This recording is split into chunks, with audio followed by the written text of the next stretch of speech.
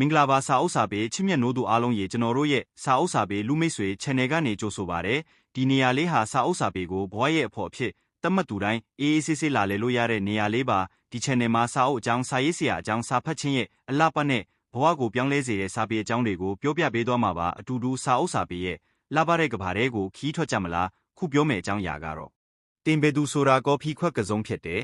တခါတော့ကအမေရိကန်နိုင်ငံရဲ့စီးပွားရေးဝန်ကြီးဟောင်းတယောက်ဟာပရိသတ်ထောင်ချီတက်ရောက်ကြတဲ့ညီလာခံကြီးတစ်ခုမှာစကားပြောဖို့ရောက်လာပါတယ်။သူဟာလက်မှာကော်ဖီထည့်ထားတဲ့ပလတ်တစ်ခွက်လေးတစ်ခွက်ကင်ပြီးစကားပြောဖို့စင်မြင့်ပေါ်တက်လာတယ်။အပေါ်ရောက်တော့ကော်ဖီခွက်ကိုတငုံမော့လိုက်တယ်ပြီးမှပြုံးရင်းခုလိုစကားစပြောပါတယ်။မနစ်ကခုလိုညီလာခံမှာစကားပြောခဲ့ဦးပါတယ်။ဒီခမ်းမကြီးထဲမှာပါပဲ။အဲ့ဒီအချိန်ကကျွန်တော်စီးပွားရေးဝန်ကြီးကနေအနားမယူသေးပါဘူး။ဒီမြို့ကိုအထူးလေရင်နဲ့လာခဲ့ရတယ်။လေဆိပ်ရောက်တော့တယောက်ကလာကြိုပြီးဟိုတွေကိုကားကောင်းကောင်းနဲ့လိုက်ပို့ပေးခဲ့တယ်။ဟိုတွေခန်းထဲထိပစ္စည်းတွေတည်ပို့ပေးတယ်။မနက်မှာဟိုတွေကနေအောက်ထပ်ကိုဆင်းလာတော့လေလူတယောက်ကဒီခမ်းမကိုကားနဲ့လိုက်ပို့ပေးခဲ့ပြန်တယ်ခမ်းမထဲရောက်တော့လူတစုက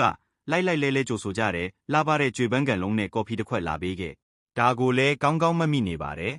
သူကခဏနားလိုက်ပြီးခုလိုဆက်ပြောပြန်တယ်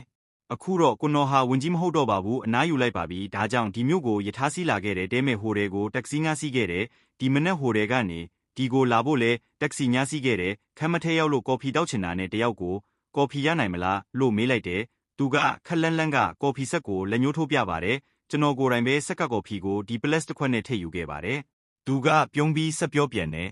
ဒီနေ့ကျွန်တော်သင်ခန်းစာတစ်ခုရလိုက်ပါတယ်အဲ့ဒါကတကယ်မှကြွေပန်းကန်လုံးဟာကျွန်တော်အတွက်မဟုတ်ပါဘူးကျွန်တော်ယာဒူးအတွက်ပါတကယ်တမ်းကျွန်တော်နဲ့ထိုက်တန်တာကပလက်တစ်ခွက်ပါတဲ့ဒီအဖြစ်အပျက်ကနေကျွန်တော်တို့ဘာသင်ခန်းစာရနိုင်ပါလဲတင်ဟာယာဒူးကြီးပိုင်ဆိုင်ထားရင်လူတွေဟာတင့်ကိုလေးလေးစားစားဆက်ဆံကြမယ်လက်ကမ်းကြိုဆိုကြမယ်တင်မတောင်းပဲကော်ဖီလက်ဖက်ရည်လာချပေးမယ်တင်တီးထားဖို့ကသူတို့လုပ်တာတွေဟာတင်အတွက်မဟုတ်ဘူးတင်ယာဒူးအတွက်ဆိုတာပါတင်နဲ့ထိုက်တန်တာကပလတ်တစ်ခွက်ပဲဆိုတာကိုအမြဲတည်းရနေပြီးနှိမ့်ချနေတတ်ဖို့ပါဗမ်းမော်သိန်းဖေမေတ္တာဖြင့်ဦးဘက်ခီဒီ